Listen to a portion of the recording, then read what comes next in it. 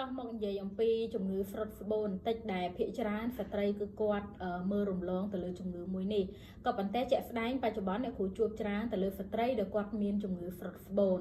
ហើយជំងឺហ្វ្រុតស្បូននេះគឺពីមុនយើងគិតថាកើតឡើងតែចំពោះស្ត្រីវ័យកណ្ដាលឬក៏វ័យចំណាស់ឬក៏អ្នកដែលគាត់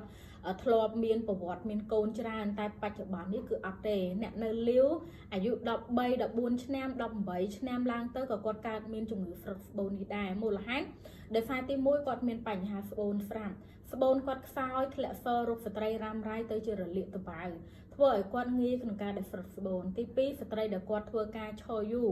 ចាឬមួយក៏ធ្វើការងារធ្ងន់ឧស្សាហ៍គួយចောင်းហាងលើករបស់របរអីធ្ងន់ក៏គាត់មានបញ្ហាហ្វ្រុតស្បូនដូចគ្នា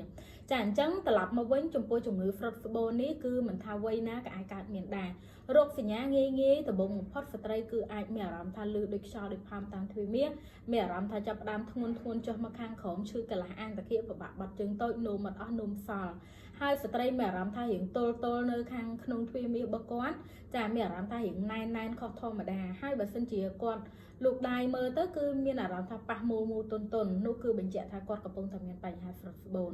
ហើយក្នុងដំណាក់កាលមួយទៀតបើសិនជាក្នុងករណីស្ត្រីគាត់ទុកយូរស្បូនចាប់ផ្ដើមស្រុតមកស្មើជាមួយនឹងមាត់ទ្វារមាសដែលអាចធ្វើឲ្យគាត់ងាយស្រួលក្នុងការមើលឃើញមាត់ស្បូនដែលស្រុតចុះមកខ្លាំងមែនទែនហើយភាគច្រើនស្ត្រីដែលគាត់មានបញ្ហាហ្វ្រុតស្បូននេះគាត់ច្រើនតែរលាកដោយសារពេលដែលគាត់គេងនៅជាមួយដៃគូគ្រួសារទៅប៉ះទង្គិចហើយពេលដែលគាត់លាងសម្អាតទៅគឺប៉ះបរិវេណមាត់ស្បូនរបស់គាត់នឹងធ្វើងាយរលាកត្បាវធ្លាក់ស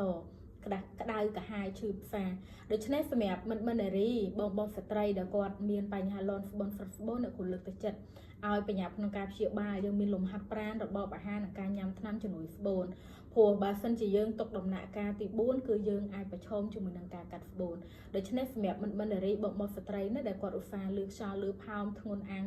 ធ្ងន់ចុះមកខាងក្រោមឈឺអាងតាគៀកណែនទល់អីហ្នឹងចាបញ្ញាប់ក្នុងការប្រឹក្សាឲ្យរកដំណោះស្រាយជៀសវាងចូលដល់ដំណាក់កាលធ្ងន់ធ្ងរយើងពិបាកក្នុងការព្យាបាលអរគុណ